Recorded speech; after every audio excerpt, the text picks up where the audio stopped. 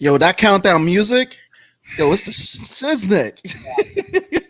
We are sorry for all those who have to sit through that 30-second, 25-second countdown and wondering why are you torturing me right now? Bad enough we're like 10 minutes late. Yo, seriously, like we didn't even like giving you a 30-second countdown and being 10 minutes late. That's not right. That's not right. It's not my fault. People deserve more. I got stuck on tattooing. Okay. I mean, I know we operate our color people time, but like we were super CP time. Like, yeah, no. We've been pretty good on regular people time. Yeah, sometimes. Yeah. But let's welcome everybody. It's the week before. It's the week before vacation. That's true. So we got that vacation mindset. Go ahead. My bad. Do you think? Welcome back to another episode of Nerds and Rounds, guys. It's your host Sebastian. It's your boy Law. And your boy Tone from across the hall. And before we get into tonight's episode and recap of episode 4 of The Mandalorian, quick announcement. So first off, new episode Friday. This episode that we're launching this Friday covers Enrique Lopez, better known as in the comic book world for inking. He talks about stupendous and horrendous comics that he's got to work on. Also, too, want to congratulate Matt Shore for getting the Monster Hero for Hire, Monster Hunter for Hire. Yes, thank you. I am in speed right now, guys. So let's go. So congratulations. Also to Wayward Raven, you guys could still fund these Kickstarters for Monster Hunter for Hire. Get their push goals going. Get the push goals going right now. Yep. Also too, want to give a big shout out because episode 2 of the interview on the art of storytelling is out.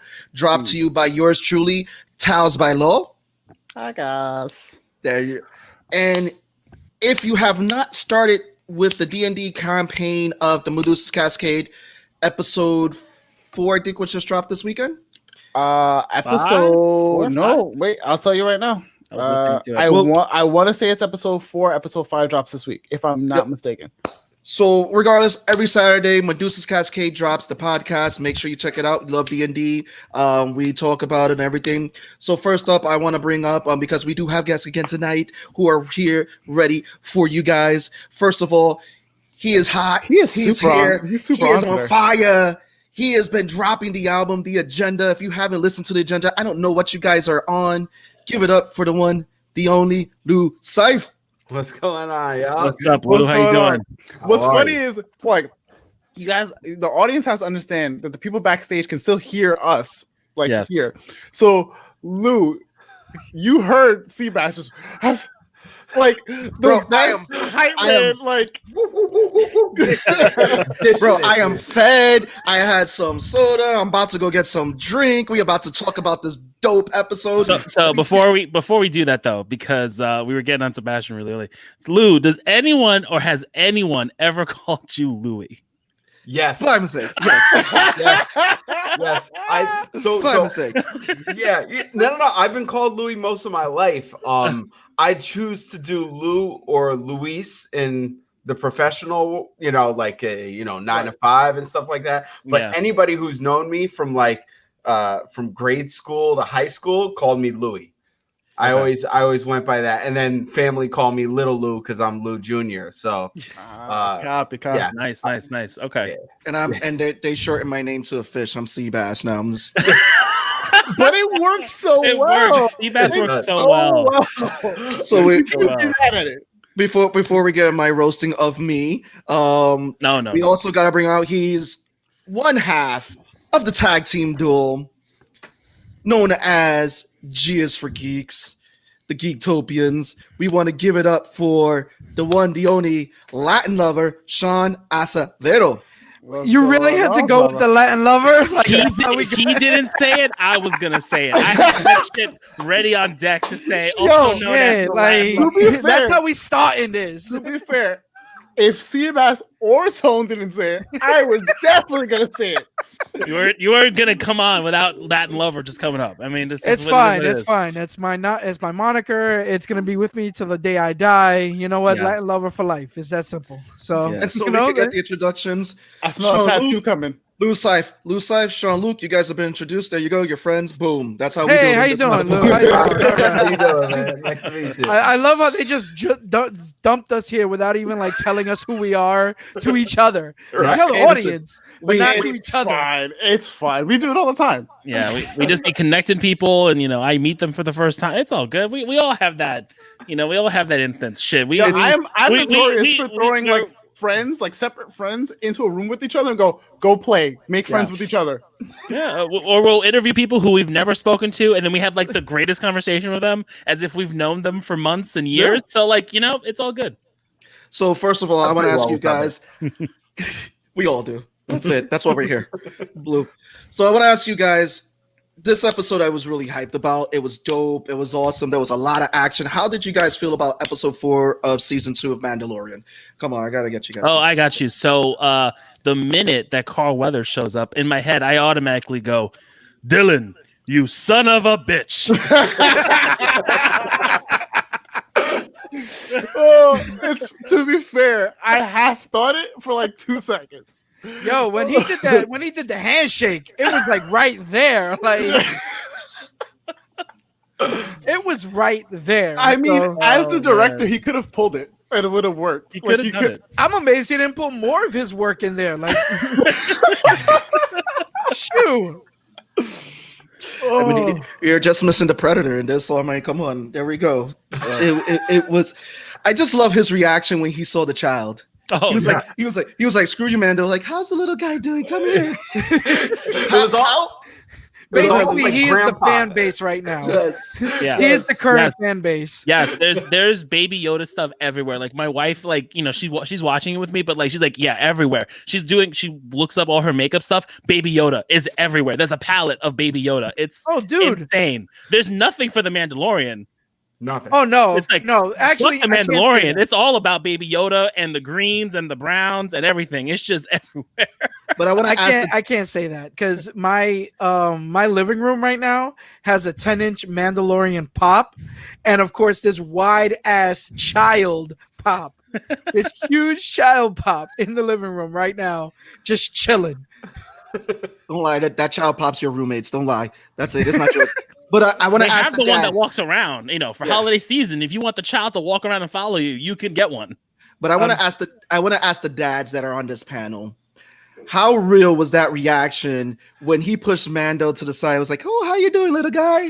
How real is that? Oh, I feel like that. Yeah. Yeah, it's like when the grandparents, you know what I mean? The grandparents see a kid.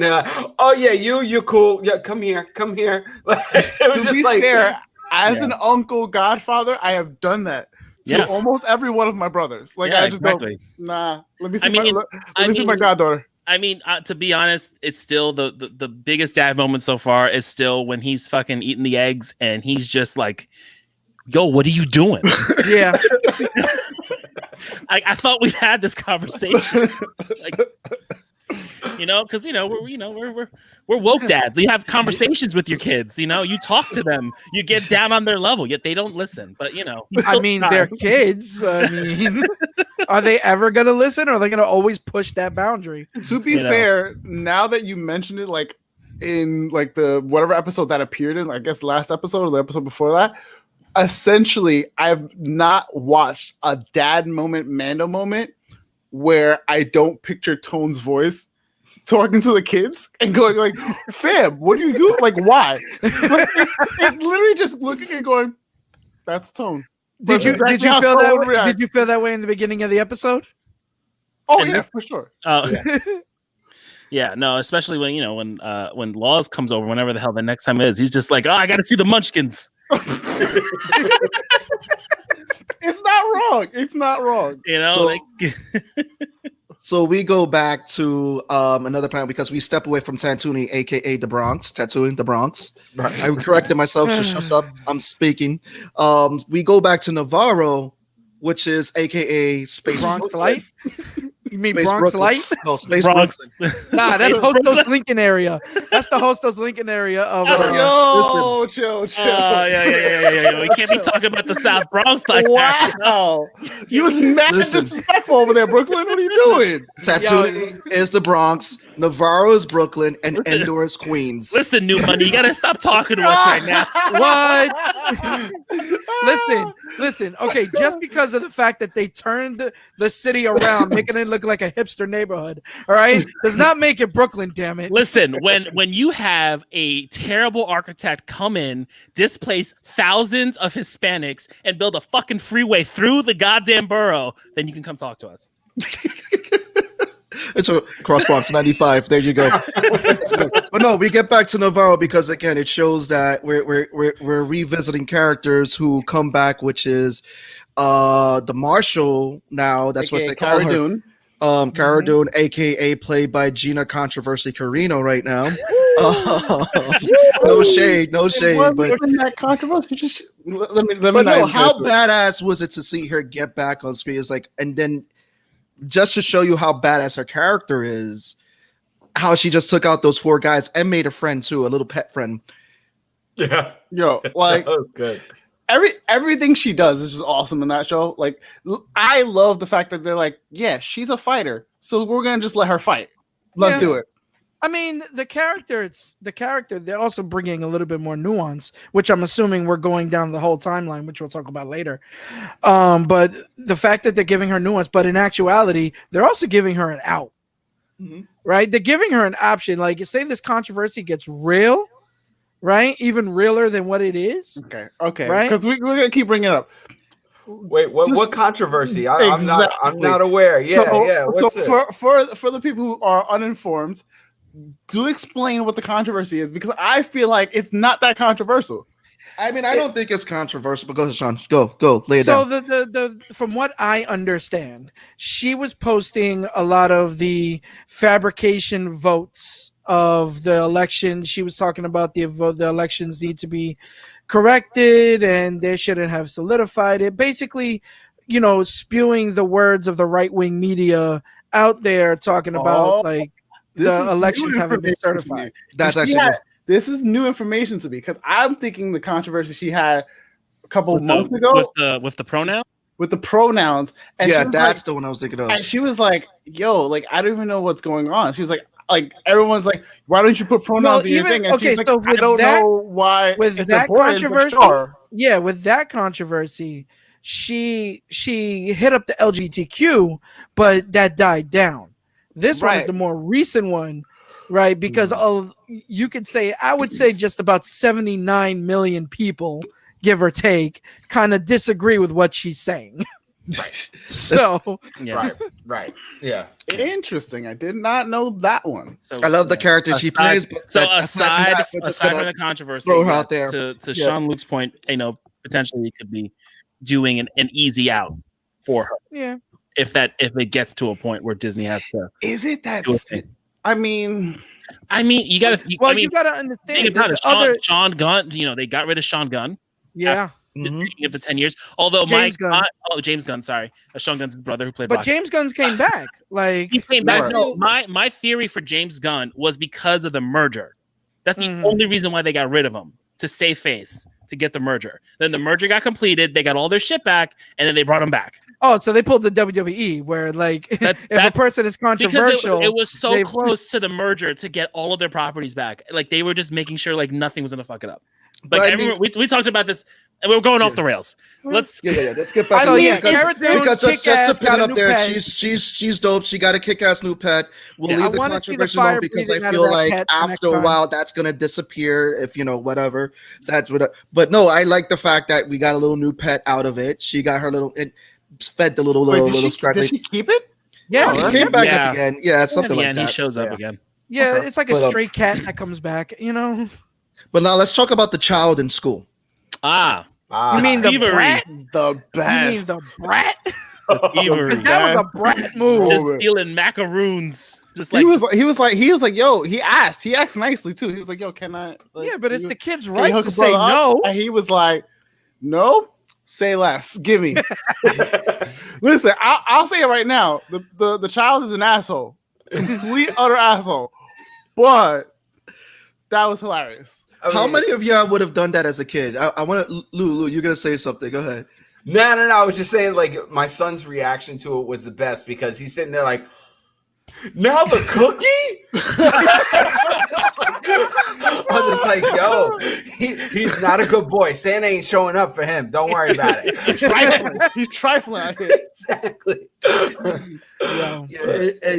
When I saw him taking the macaroons, I instantly thought the macaroon parlor. I'm like, Simon, I'm gonna give you a shout out there, macaroon parlor guys. Check them out. Best macaroons you can order from them. Their store is still open. They're delivering. But when he took the macaroons and used the force, I'm like, how many of us would have used that as a kid? When they're like, yo, can I have your snack? The force, yo, if I had, when I saw it happen, I thought he was gonna take one. That's the only force I have. I thought he was gonna take one. Your man took the whole pack. Like, see, I'm petty. I'm a petty kid, or I was a petty kid, but I'm still a petty adult. I would have taken one just to be like, okay, whatever. But he was took still the whole pack, looked at him, and was like, say something. Yeah. Because it's one of those moments, because I bet you in space school, it's one of those things that you can't have snacks in class. So either you can snitch on me, but now we're both in trouble, or you can just let me have these cookies. I mean, there's a droid teaching the classroom. Like, there is no anarchy going on. Like, It's if you had a droid substitute in a Bronx public school, that shit would have been Ain't nobody gonna be in that classroom. It's a Brooklyn classroom. We established this early on. It is a Brooklyn even in a Brooklyn classroom, even in a Brooklyn classroom, kids still be acting reckless. Any public school classroom in the Bronx, it's still reckless in the boroughs. It just would have been like, like if you went, even if the droid was going to Bronx Science, they would have taken it, disassembled it, and used it for competition. Like the the droid wasn't gonna last in any school. It doesn't matter how prestigious it is. Oh my god! It's not nice to throw automotive high school under the bus like that, man. That's just wrong. Listen, you're coming from the guy who's teacher, so thank you. I love you guys. But it was a big throwback to the fact that this was the same model as C-3PO, the droid. Mm-hmm. We got that little callback. Yeah. Well, apparently there's a lot more protocol droids in the universe than just, that one. So it's very interesting to see. Oh, I forgot. I'm wearing the. Oh, can we talk about Speaking that? of The droids, IG-11 statue? They had an I IG-11 statue in the background as the representative of the hero of Navarro.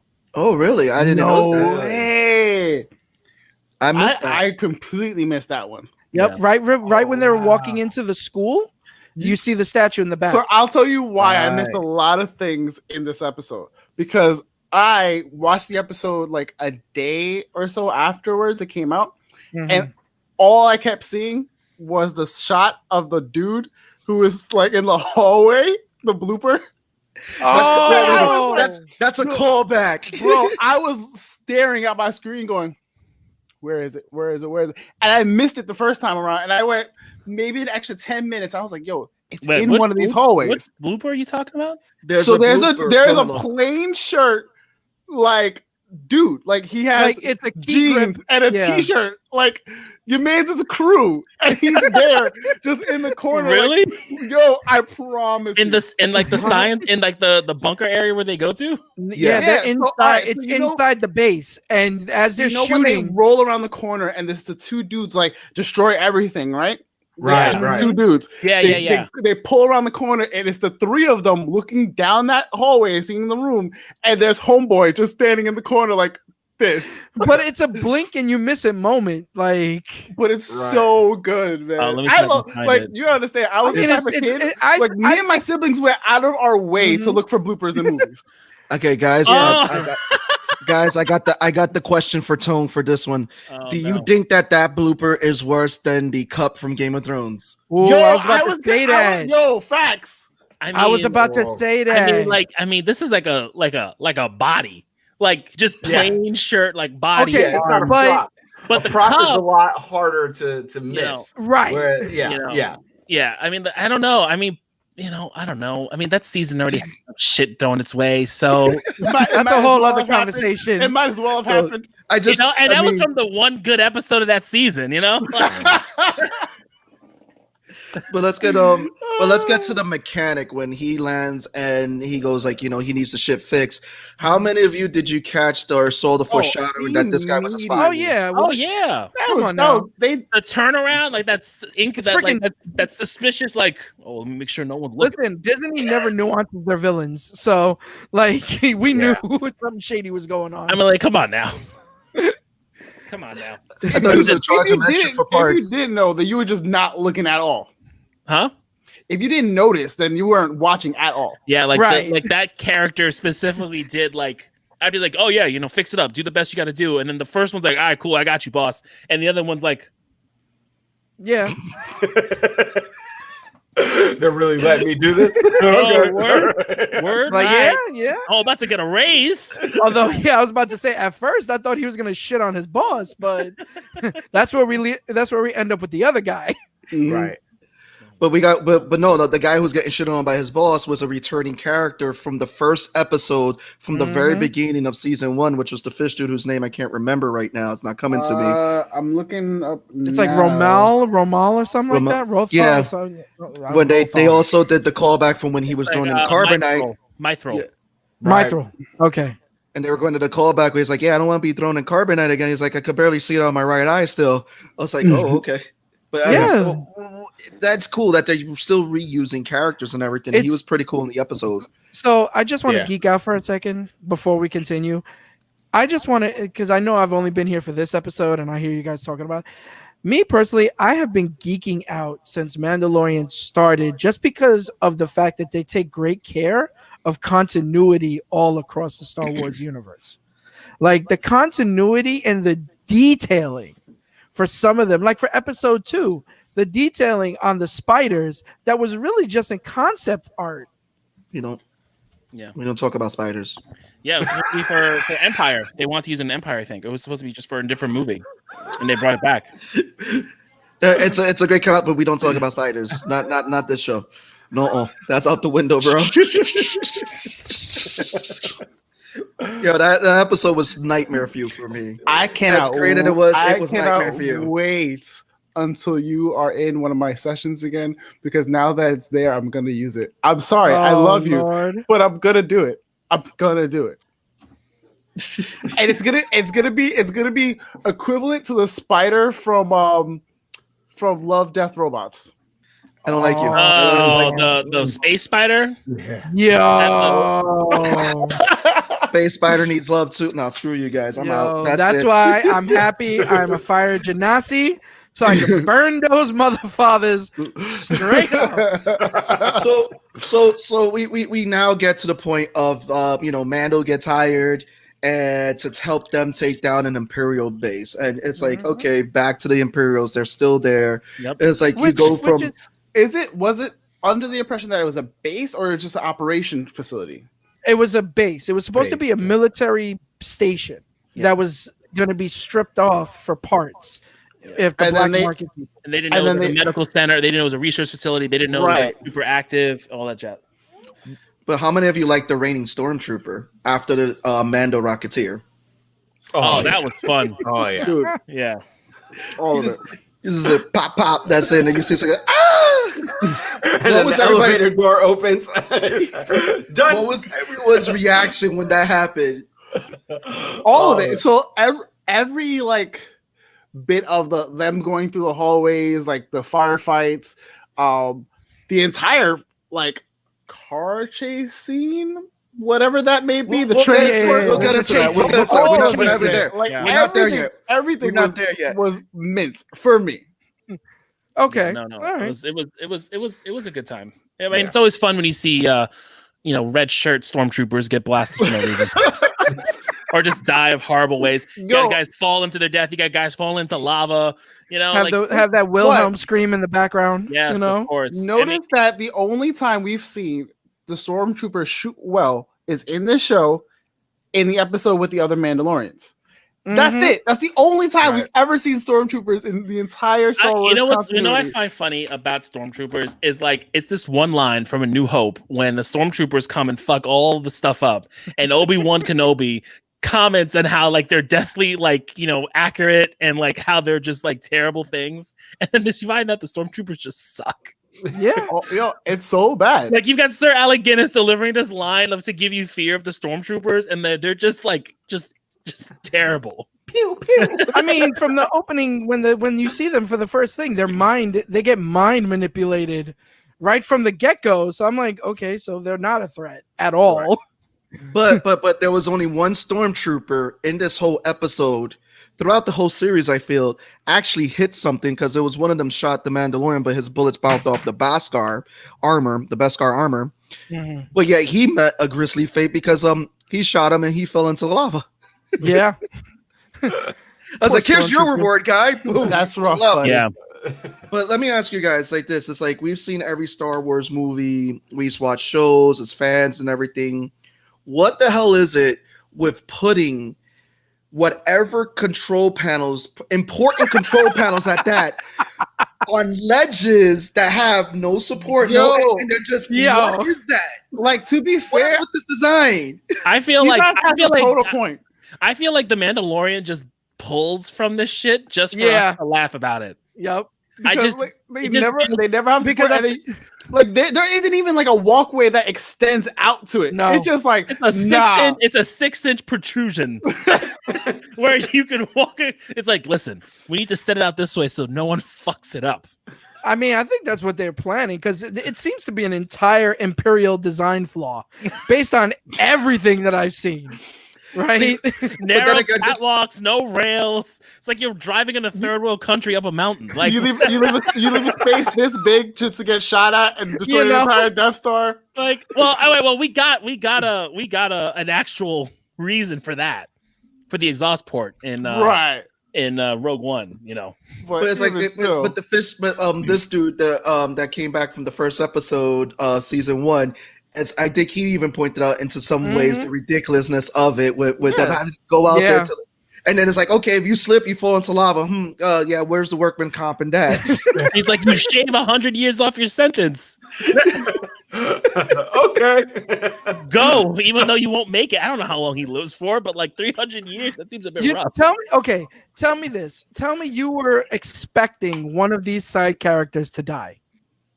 I was expecting him to betray them, to do something stupid. Yeah. I wasn't expecting him to die, though. I was expecting him to die. I feel like if you have Horatio Sands playing him, and he's just like kind of like that not cheesy, funny comic relief. So I figured he may stay for a little bit, where they had to kill, I have spoken, because you had to like feel. You had to feel. Well, that makes sense. That helps the story forward, But let's face it, for the most part, with the exception of the Mandalorian and the child, everybody's a freaking side character. Yeah. But before we jump more into the episode, I want to ask Lou, how do you feel as a musician? How do you feel about the tracks and the music that they have been delivering in the Mandalorian so far? Oh man, I mean I've been dying to sample the actual theme song. I had challenged a few other producers to do it for me. Nobody stepped up to the challenge, and I just haven't had the time to actually start to chop it up. So I downloaded the MP3 2 weeks ago, and I'm gonna try and chop it up while I'm working from home now for the 9 to 5. Like, I'm like, let's add an hour, because the woodwinds that are in it, the actual like.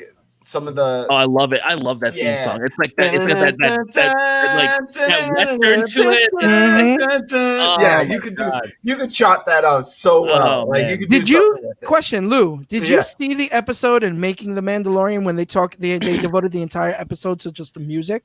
Yeah, me and my son watched it. I didn't pay a crazy amount of attention to it, unfortunately, but I did it when he was talking about bringing back the actual composer. I was just like, wow, this is insane. But yeah, no, I watched a good amount of it. good amount of it. I'm telling you, the whole BTS series was great. Yeah. So I just I figured I'd ask, Yeah. No. We loved it. I mean, I love the fact that Jon Favreau brought in all those different directors. It was, I think it gives it a fresh eye each time, without changing too much of the aesthetic of the actual show from episode to episode. But yeah, man. I mean, I was so surprised my son was fascinated by it. Because we're he wants the action, he wants to see the aliens, the ships, and he was like the whole time. I was like, oh. Well, that's how Star Wars transcends generations. Mm-hmm. Yep. Just don't let him watch Rise of Skywalker. So much for that movie, bro. I'm at this point, like they're gonna watch it and like they're gonna have their feelings about it. Yeah, and it is what it is. But it is what it is, and we can have our discussions about it, and we can enjoy it for what it is. Because I listen. I already know when I have a kid, and I'm gonna go on a Star Wars binge with my child. I'm literally gonna torture them by going in order. You're not doing the machete order? No. I got to do it 1, 2, TV show, The Clone Wars, 3, then Rebels, then 4, 5, 6. Screw Resistance. And then Mandalorian, and then 7, 8, 9. Yeah, I'm gonna do we've watched them all, but like when he gets into like when he wants to like follow it, I'm gonna do the machete order or not. But how did you guys like? What do you guys? The machete order is you skip 1, you do 2 and 3. No, sorry. It's not that. The machete order is you do New Hope, Empire. Then you find out that Vader is his father. You skip 1, you do 2 and 3, and then you do 6. Okay. Yeah. Okay. But Law is so confused. The way they do, I feel like I've heard something like this, but I've never heard this. Yeah, it's I've. That's it. Yeah, you skip 1 entirely because one is you just skip one. Trash. The only thing good about 1 is Darth Maul. Yeah, and Qui-Gon. 15 minutes of screen and I'm here for Qui-Gon. Oh yeah. So Qui-Gon. So I want to ask you guys, what do you think these experiments were that they were doing? I'll tell you right now. Even though they did it with the fucking letter, but they said, "Oh, the letter M." I'm like, "This motherfucking midichlorians, you sons of bitches." That's what this is. It's midichlorians. Yeah, but they didn't want to trigger people. But they didn't want to say like you're being triggered now. Because I heard. Because they said the letter M is like the letter M. The M count. The M count is really low. I'm like, you motherfuckers, you're doing midichlorians in this shit. Which makes sense because apparently that's canon, and that's how they're using Yoda that's how they're using to scientifically try and get people who don't have force powers to have force powers. And I was like, don't think I didn't fucking peep that shit. Oh, so it's like artificially creating beings that will have the force. Yes. Yeah. To fight for them. And they said the First Order, which I thought was also interesting. They said the New Order. They didn't say the First Order yet, but the New Order. We know what it's leading to. Yeah. But I kind of have my theory with what they were doing though, in some of the stuff because again, they need the child's blood. You can see that they're trying to make their Jedis and everything, their Sith Lords and all that with trying to clone bodies. Maybe this could be the clones that they're trying to do for that we see later. Palpatine, who knows? Because they're like, we need the child's blood. I do believe it was for that. But something else confirmed for me at the end, which I want to say for the actually, you know what? Screw it. It was at the end of the episode when because we know that he finds out now that Gideon's alive. Then we see Gideon with a bunch of looks like stormtroopers, but they're in black armor. Yeah. Instantly, I thought of the Star Wars game Dark Forces. Mm-hmm. With the Dark Troopers, the Dark Death Troopers. They were.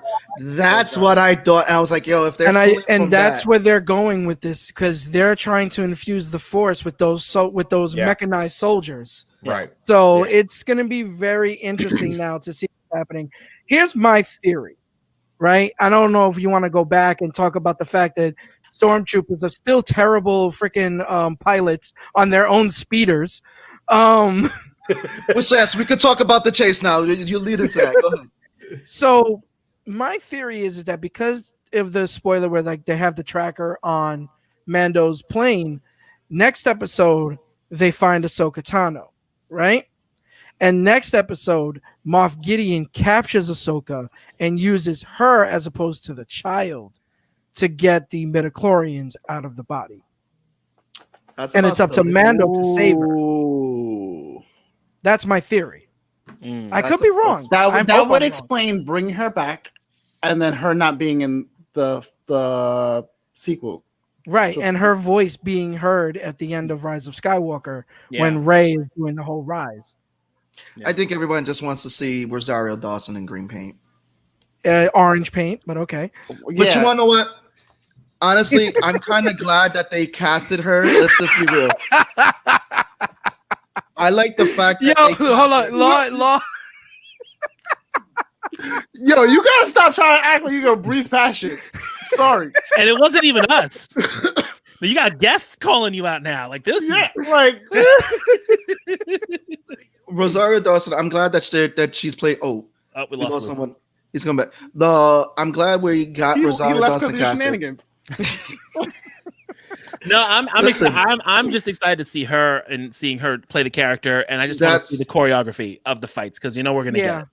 Yeah, you know, and I don't want to see a GI fight, even though I know that's what's gonna happen. But I want to see I don't know what happens after events of like Rebels and whatnot, and like where she would be. So I want to know like what kind of condition she's in, like if she's they left that open. If she's like But they left that at the ending of Rebels. They left that open with her and Sabine looking for Ezra Bridger, and they just left it at that. Okay, right. So there's a lot to explore there. I think what we're gonna get with her though is that we're probably not going to get like a death scene of her just yet because like how you said, and also too, I don't know if they're going to, depending on how the Mandalorian does, I don't know if they're going to rewrite the history of trying to negate those movies since they didn't do well, or if they're going to keep them. We don't. But I would. But they have 25 years. You mean you mean the new sequel, right? Yeah. Yeah, they've got 25 years to play with. Right. Now, even do you before think, the first depending on how her character comes on, depending on the fans, because we know the fans, because everyone loves Rosario Dawson. She plays some awesome characters. She does always a phenomenal job with the characters that she plays. Do you think with everything that they're doing right now, that potential either to be get her a spin-off series or as a reoccurring character or supporting character in The Mandalorian? I mean, I wouldn't be surprised if they do a reoccurring. They do her as a reoccurring character. Reoccurring. I would like a spin-off series just with like any kind of Jedi, but we're getting the Obi-Wan one, and I think maybe depending on how that one does. Well, we're getting the Boba Fett one. No, I know we're getting the Boba Fett one. Yeah. Which is to me is going to be. I'm sorry to say this is going to be much better than the Obi-Wan because I don't know what story you can use between the end of Episode 3 going into A New Hope, where he's on Tatooine. Well, I guess it really depends on what they're doing because we already know too that out of reports that the Boba Fett show is going to be a prequel before Mandalorian, but obviously happening like we may get to see him getting out of the Sarlacc pit, which is what apparently that's how it's supposed to start. Yeah. But I want to get into now because again we there's a lot that still I want to cover with this episode. I'm excited that we're going to get Ahsoka Tano and Rosario Dawson's bringing this character to life. The fact that we've gotten Boba Fett introduced in the beginning of the season and we know we're getting him. I hope we see him soon. Yeah. I mean, but I love we the got fact 4 episodes left. So I have to preface this with something that Giancarlo Esposito said. He said that don't expect any answers until the 3rd and 4th season. So they're already there. So this season is still just planting seeds for future seasons. Yeah. So like I would not expect to see Boba Fett again until maybe like the beginning of the 3rd season. Well, that's the thing. It's like when they said that they renewed for the 3rd season, they have that image of him standing side by side by Boba Fett. We may get Boba Fett. We may get him later on in this season. I don't know. There's a lot, but I want to get into this space scene, the space chase that they did. Well, not space chase. This whole chase that they Car did chase? on the planet, the car chase, The planet chase, really, which was really the dry lava field Dude, chase. that was Gina Carano, actually- that was aka actually- Space Trucker. Mhm. Space Trucker. Yeah. Yeah. Yeah. Again, Yep. Destroyed a speeder. No reason. It's fine. Why is bro. everybody- Is Yeah, I it no just reason? realized. Yeah, I just realized. Why is everybody here wearing hats? It tends that's to the be a thing. thing. So Okay. there's never been a time that you haven't seen me with a hat. That's Yeah. just me. Yeah, that's a fact. He's always has a hat on, and then I usually, depending on the stage of where my hair's at, I have a hat. Yeah. No, they like. There's a lot of foreshadowing that they do in this episode, which I feel like it was already called out because when they were like, "Oh, that thing right there," and all that, I'm like, "Oh, they're gonna use that later." Oh, this guy like being a spy. That's gonna happen. Like, I feel like those were just easy call outs right there. But that space, that chase scene, I mean, I gotta say, it's probably one of my favorite Star Wars chase scenes now that's out there with everything that was going on, and it was very little of the Mandalorian. But then when we saw him get into that dogfight at the end, to kind of give you the exclamation point, that to me, I was like, "Yo, that's it, my man." I want to know the rescue. I want to know the repair job because, like, to give context, right?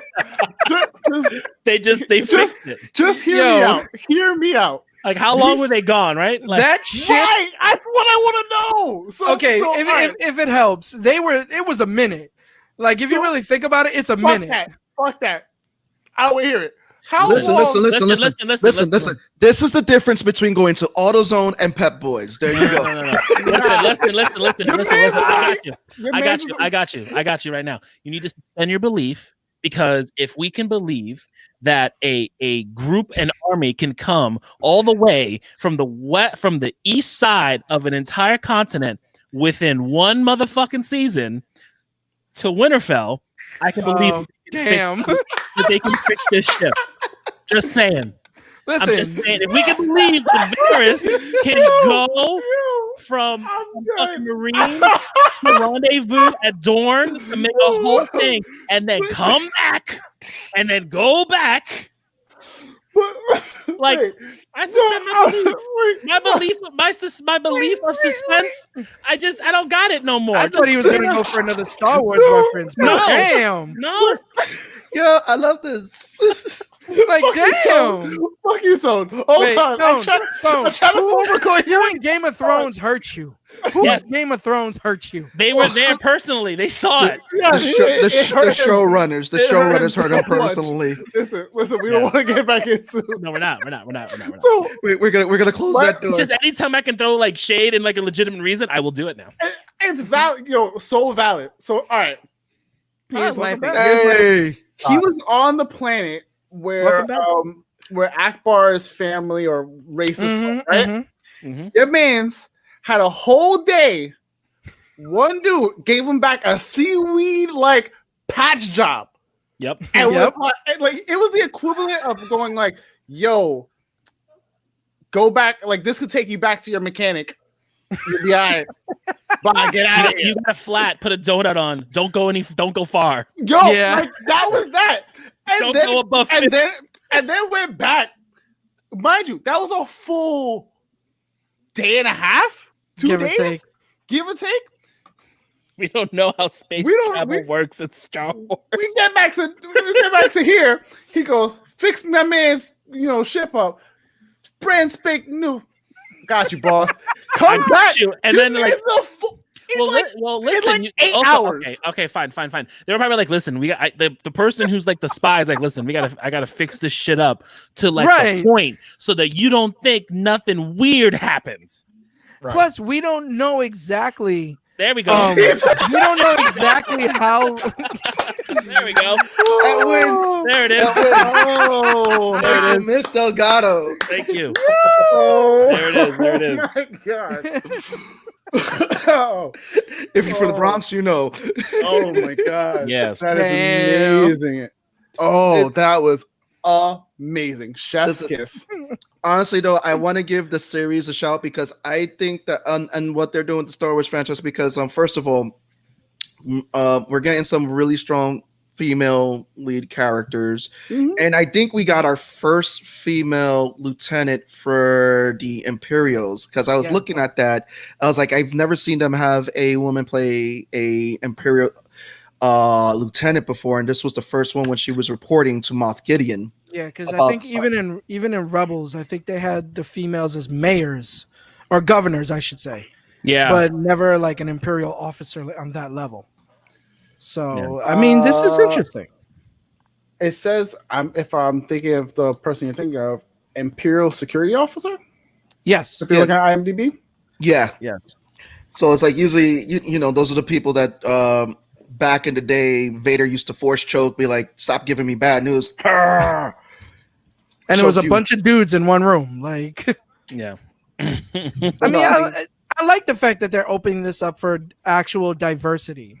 It's something that's been needed. Like Star Trek did it long before, right? And I feel like it's needed now with Star Wars more than ever, especially with the crap that you did with Rise of Skywalker. And yes, much like him with Game of Thrones, I will always go back and shit on that movie. Yo, I feel like we all have that one thing that we're not gonna let go of, and I swear to God, I'm gonna start making a jar for all of us. Like whenever somebody comes to the show and goes to that soapbox, everyone has to put something in the jar. It's just gonna be a rule. Like I don't know what you're talking about. I don't know. Those are soft spots, but it's. I don't know what you're talking about. Oh, and Appa makes an appearance again. The guy who plays Appa from he played the Jedi, the Rebel in episode 2. He was a pilot in episode 2. He makes an appearance again and has that conversation with Gina Carano's character. Wait, his name was Appa? He plays a character named Appa, and the show something convenience. Yep. Oh, yeah. I thought Lynn's Convenience. Yeah. Oh, the show where the actor who's Shang-Chi. Yeah. Okay. Oh, okay. Okay. I'm thinking like Appa. I'm like, why? He's the X-wing. He's the X-wing pilot. I know, but he's in episode 2. He's in episode 2 as one of the X-wing pilots. He was one of the ones that pulled him over. He was like, "Yo, pull over," and then along with the executive producer Dave Filoni. Sorry, I apologize. You're saying episode 2, and I'm thinking Attack of the Clones, not episode 2. Okay. I'm like, damn. Oh, damn. Damn, that is a complete. I was like, wait, what? There's so much information. You're like, yeah, he's the X-wing pilot in episode 2. I'm like, there are no fucking X-wings in episode 2. What are you talking about? Oh my god! But I'm excited if we There's are getting sand, because sand gets everywhere.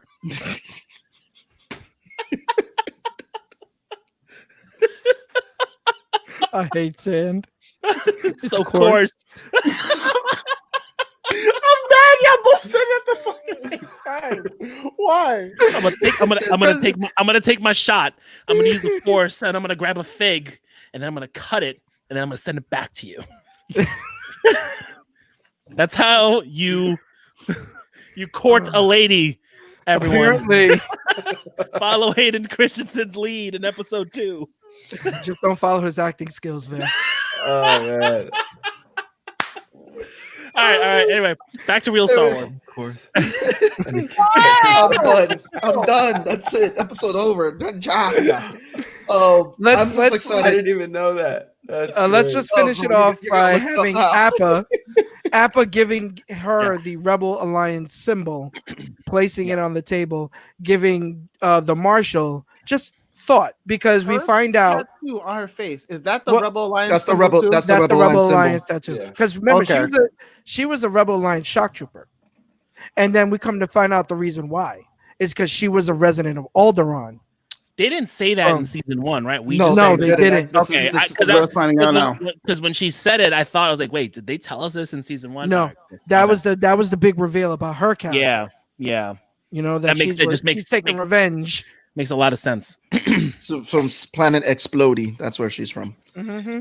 Heard them all go bye. Yes. But yeah, no, it's why? I'm actually happy to know. plan to go I'm big actually boom. happy to know that they're actual survivors of the Alderaan attack.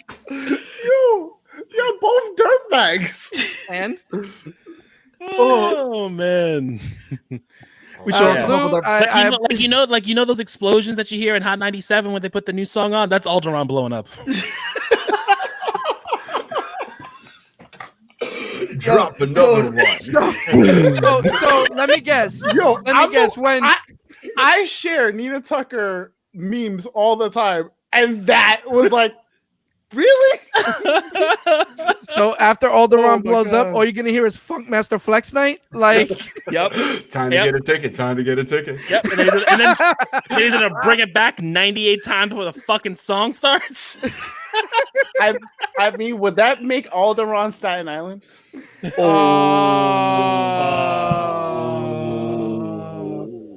dirt. You Nina Tuckered it, Law. Damn. I'm not wrong though. No, I mean, listen, if we're gonna go that route with all the controversies that she has, I mean, she might as well be Staten Island because Staten Island, we know who Staten Yeah. Island voted for. We know how they're operating right There's now. like there's I don't know. the Staten Island that like Naja represents, and then there's that other Staten Island that we don't talk about. There's that edge. That's the Staten Island edge where the ferry Yeah. ends, and then Yeah. there's the rest. Like we got that good bit that you go like right off that really expensive bridge, you go over there, but then once you go too far, it's like nope. It's projects, then white people. Okay. Back to We're Star sorry Wars. to like our 10 listeners in Staten Island. Yeah. I hope I got no family watching this right now. There was a lot. Why you guys hate used to it live in so Staten much? Island, Listen, and I still shit on it. Any sort of people who listen from Staten Island probably are more on the Naja side of Staten Island than the other side. So you know what? I think we're okay. Anyway, Wu-Tang. Right. so I mean, what do you guys feel about the reveal of the Dark Troopers at the end? How did you guys feel about that? I popped Yeah. heavy as I saw them. Right? I was in the like, tank, right? Yeah. No, No, not in the tank. The ones, at the in end. the room with with Moff Gideon. Yeah. Right. Okay, yeah. They're all like in their cubbies and Yeah. stuff. No, All of their cubbies. Yep. Yep, that's a I'm parent word. gonna use that. It's a parent word. The little Who do you know? name tag right on the side. Yep. So, okay, I'm going to put another theory out there based on what we saw with the science officers. I feel like we're going to have an episode that's going to take us back to Camino where they first started doing the clones. And I feel like that's when we're going to get even more of the actor that plays Boba Fett, because I forgot his name in full, right? Because like there may be some clones left there from like back in the days, right? That either been decommissioned or whatever the case may have you. It would be interesting to go back to Camino since it hasn't been in the game in so long. Well, since they're pulling stuff from the animations that come out. It's the animation and plus episode 2. Because I meant one the game. I didn't mean like the video game. I meant more like what's up, Comic Cast? How are you guys doing? Hola. Chilling. So, what I want to get into is so as going back on your theories, Sean, we're supposed to also get the new Star Wars animation called The Bad Batch. Do you think that they're going to also maybe tie in some stuff from that as well, The Bad Batch? I feel like I don't think so. I feel like with The Bad Batch, they're gonna actually just focus directly on. Yeah, you know what? You're right. I'm sorry. My apologies, guys. Sebastian's actually correct for once. Let's Gasp. Oh my God! Hell's gonna freeze over. I was correct. Because I feel like they are gonna be dealing directly with the aftermath of the end of the war. And the fact that they'll become either a mercenary group or they might, because of their defects, not have done. No. Oh, it's such a crazy theory. It froze Sean. No. Disney was like, "You're not revealing our stuff." Disney cut him off. I thought that was my computer dying. Nah. Thomas Gas. Big Appreciate ups to you, Thomas big Gas. Gas. For anyone who doesn't know Comics Cast, make sure to check them out on Facebook. They if love comics, want to find out a bunch of everything that's going on in indies, see some great live shows, definitely check them out. I want to give those guys a shout out. Love you guys. Yo, Sean got it in. Sean got did in like Rainer and the boys when he's about to drop some facts, yo. Yo, like the FBI, it's crazy because my call. They said delete that shit. My internet literally died on me for 2 whole seconds. No. Disney froze you. Disney was like, don't reveal our stuff. Disney was like, go get giving that away man. too many secrets. Listen, the House of Mouse is about to become your new ISP, bro. Yo, listen.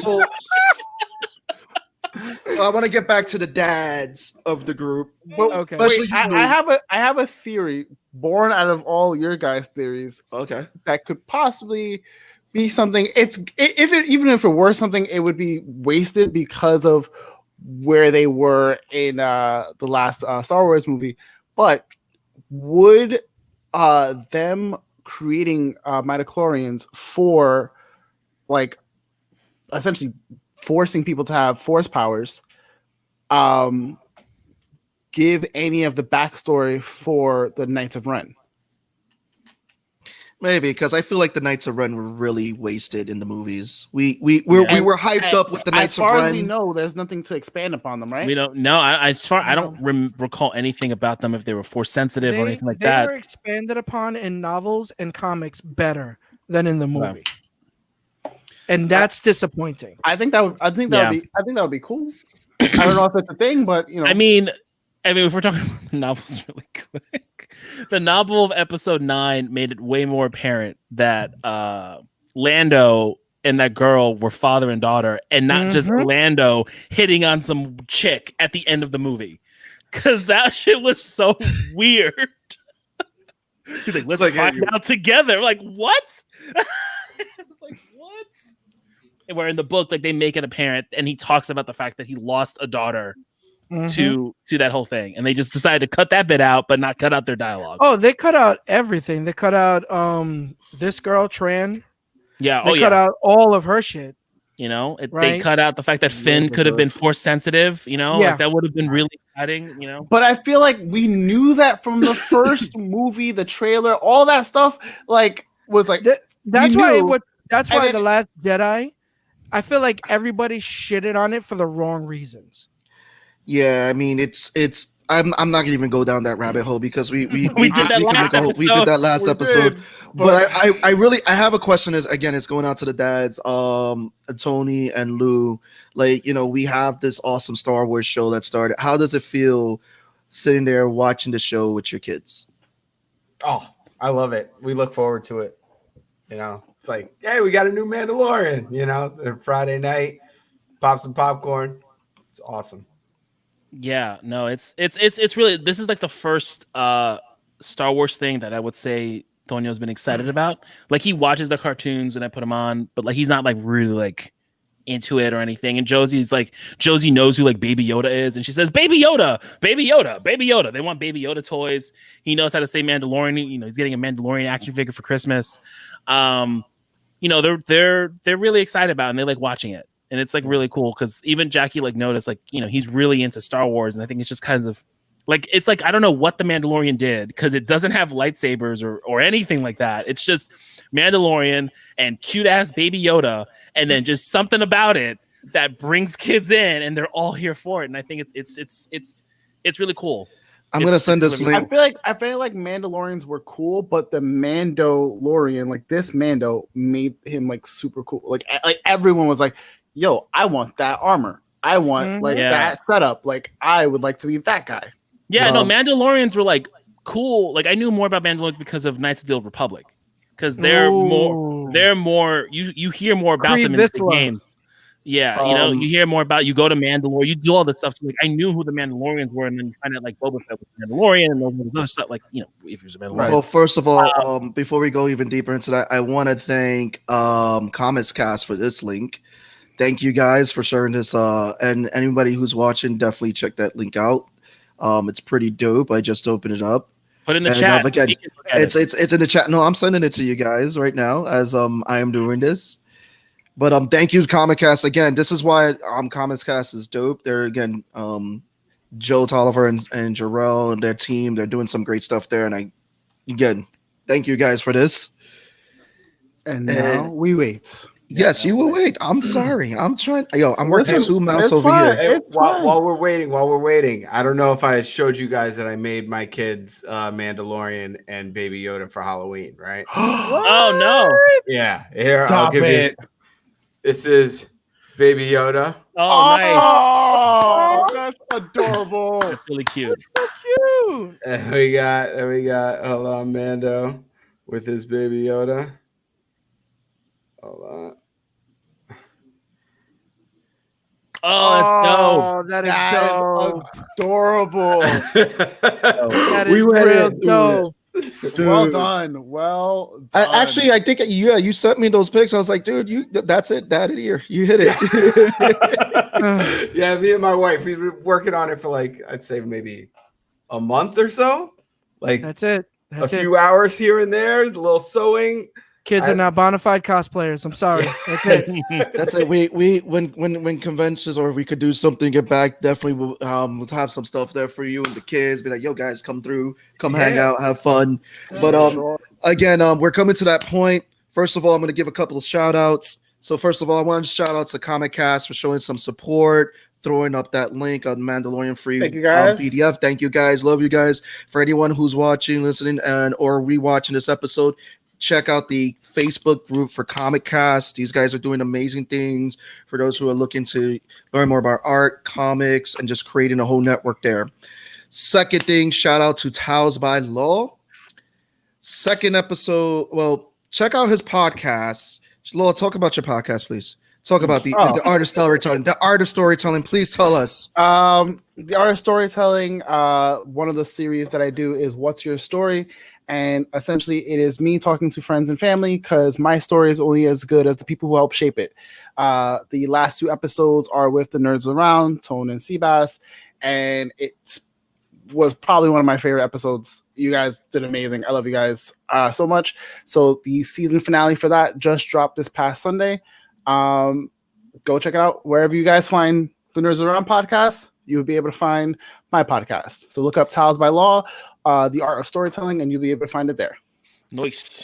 Next thing is we're going to go down the list. So Sean Acevedo, tell us where we can find you. Talk about your beautiful podcast. I know your other half is missing today, the Reverend. Yeah, unfortunately. Come on, Latin lover. Come on, Latin lover. The Reverend and the comedian, Priest Charlie Williams. Yes, sir. Amen, brother. We miss you, brother. We miss you. High proud. But yeah, no, you can catch us on the G is for Geek podcast. We're on wherever podcasts are. You can catch myself doing Geektopians and Quicktopians. Also, congratulations on 100 subs. Thank you. I was literally just about to say that. Thank you. I appreciate it. I got over 100 subs. I was able to actually put myself out there. So now if you go to YouTube/C/the Geektopians, I'm there and I'm not have this random link going on. I'm very happy. Listen, I'm very happy. I'm very hyped. We're building up new episodes right now. I just finished up a script for like 2 of them. So we're going to be pushing it. 2021 is going to be a big year. I am hoping that cons come back so I could do quick again at cons.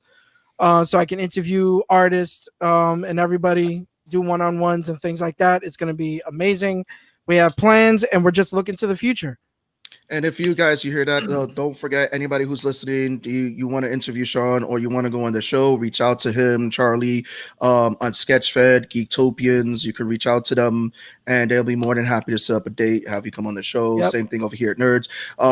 Next up on the list is Lou Seif. Lou, give us that plug. Tell us what you've done, bro. Tell us about that wonderful, flavorful album. Come on, let's go. Yeah. So Lou Seif, obviously, hip hop producer and rapper. You can find The Agenda and The Survival on any of the streaming platforms. I also am an owner of a CBD company. So if you ever need CBD needs, you holla at me.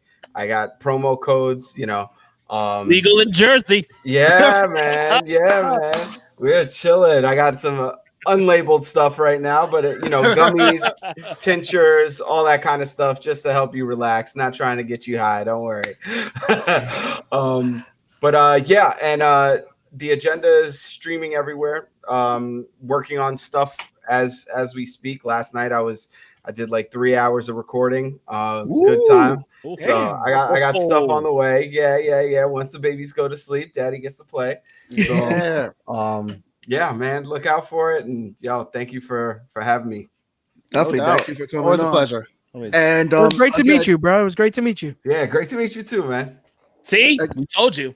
We're bringing We just together. put our friends into a room together and go, they're gonna be friends by the end of this. Watch. Listen, it'll be a beautiful, wonderful thing once this pandemic is over and we're all just kind of able to come together and we all just, Oh, We love you too, Yeah, Jerome. Jerome, thank you.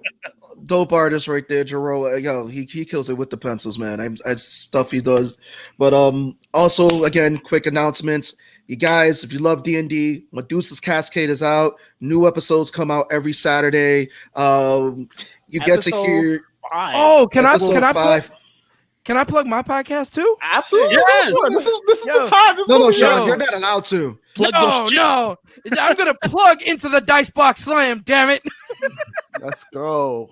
Yeah, I'm also doing a D&D podcast. It's called Into the Dicebox Slam, where I'm with a bunch of my friends and AEW women's wrestler Nyla Rose. So Good definitely come check stuff. that out. Yeah, she Good stuff, is good stuff. hilarious on there. Trust me. What does she Yeah. play? Tell me she plays a bard. She does actually a That's- half orc bard. That's awesome. Nice. Yep. Give it up to Nyla Rose. You guys have brought her into that world. That's it. D&D is bringing people together. Mhm. Always. Last announcement. Feed Last the addiction. Last announcement. New episode this Friday. Enrique Lopez, inker, artist, writer. He worked on the books Stupendous, Horrendous, has stories in those anthologies. Check out the episode. It will drop this Friday. This has been another live edition of Nerds Around. I want to thank everyone who's watched, shared, liked, comment. Please subscribe on the YouTube. Twitch as well. Yep, we And are on Facebook. Twitch now. Nice. We are everywhere. So yeah. your boy Sebastian. The boy law. Oh my God. Whoa! From across the You was hall. savage all night. Oh, Damn. no. Anyway, before we cut off, everyone have a happy, healthy, safe Thanksgiving. Yes. Enjoy your Yes. meals. Enjoy the time that you can with your immediate families, and just take the time to rest and relax. And there's no need to go Black Friday shopping. You can buy all your shit online. Cyber Monday is a thing, guys. Yep. Love you guys. Puerto Rican goodbye. Peace. Bye, guys. Bye, guys. Adios. Yo.